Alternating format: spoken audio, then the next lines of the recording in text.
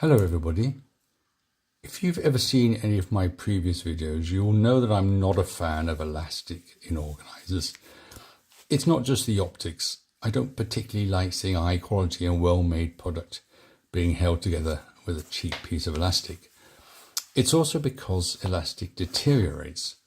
When you buy an expensive well-made product, whether it's made of plastic or leather, it should last for many years or even decades. Its longevity, though, is defined by the part which degrades the quickest. And in the case of organisers, it's very often the elastic that goes first. The only time I like to see elastic in an organiser is the pen loop, and that's purely for practical purposes, because organisers are not there to look at, they have to be used. There are organisers which have 100% leather pen loops, like this Filofax Pocket Finchley. There we go. I have a problem with this because it removes the choice of writing implement away from the user towards the manufacturer. Only one size of writing implement will fit into these organisers, allowing just a couple of millimeters wiggle room either way. And this often means that people have to ignore the pen loop and install their own. Another way of approaching this is to use a very small amount of elastic on a mostly leather or plastic pen loop. This is a Filofax A5 graphic. You can see here that on this plastic pen loop there's this small amount of leather which unfortunately has already deteriorated somewhat. I don't know if that's not in. There we go.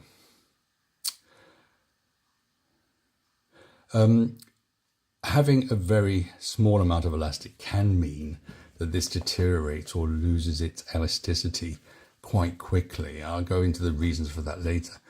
But it also means it does give you a few extra millimeters either way for you to use the pen of your choice rather than the pen of the choice of the manufacturer. What you often see is a pen loop made entirely of elastic. Such as on this Filofax Personal Lockwood. This is just a loop of elastic.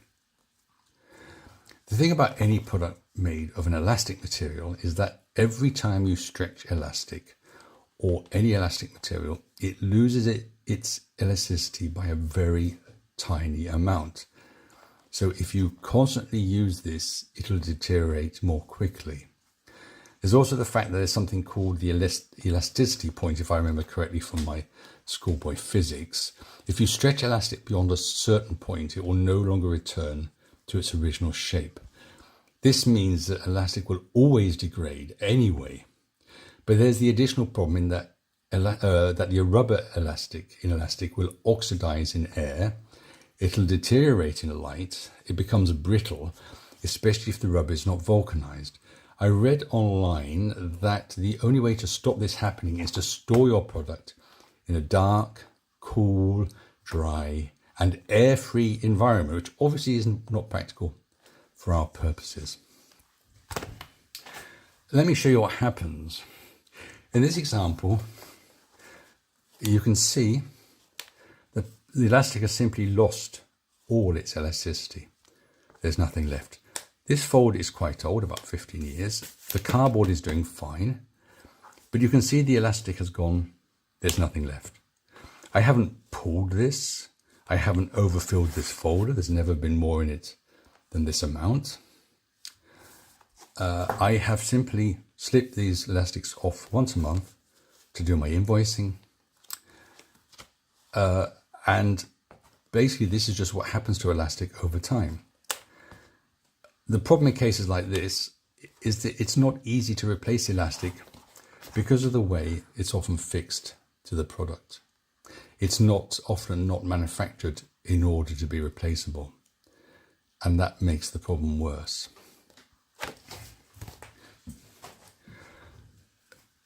This is a very bad example of deterioration, very rapid deterioration in this case. This is a small pocket Filofax notebook.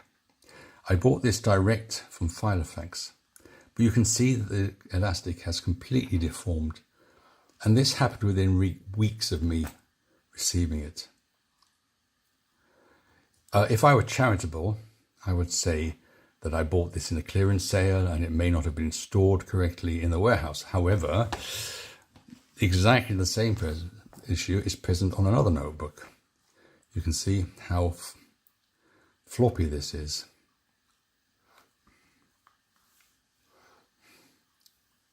It's simply, in this case, poor quality, cheap materials being used, which is unfortunately not uncommon with Filofax these days.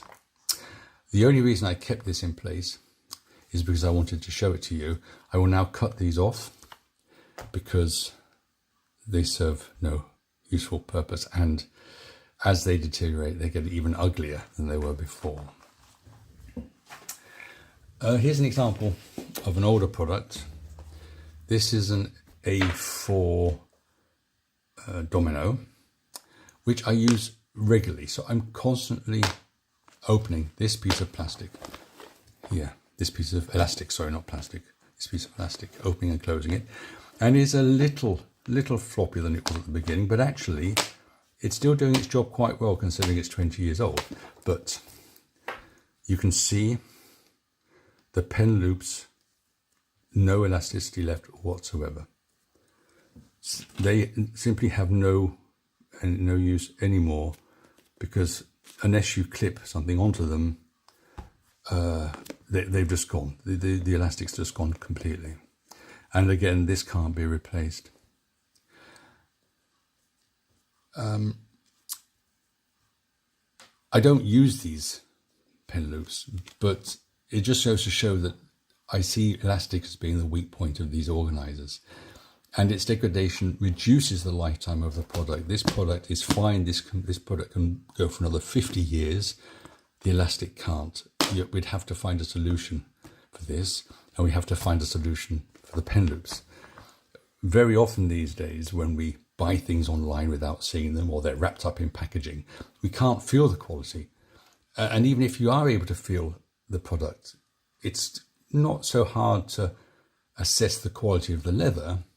But I don't know any way to be able to assess how well elastic is going to hold up to regular use. These days I found that using pen loops that fit onto rings, like this rather good product from Filofax, which obviously inevitably means that they've discontinued it, or these pen loops from Leuchtturm, and I always have a selection in the drawer because I find them so useful. I find that these are probably the best solution these days, because any other elastic is just not going to hold up, and at least I can replace these. Anyway, I hope you found this useful. Drop any questions or comments below, and I'll talk to you again soon.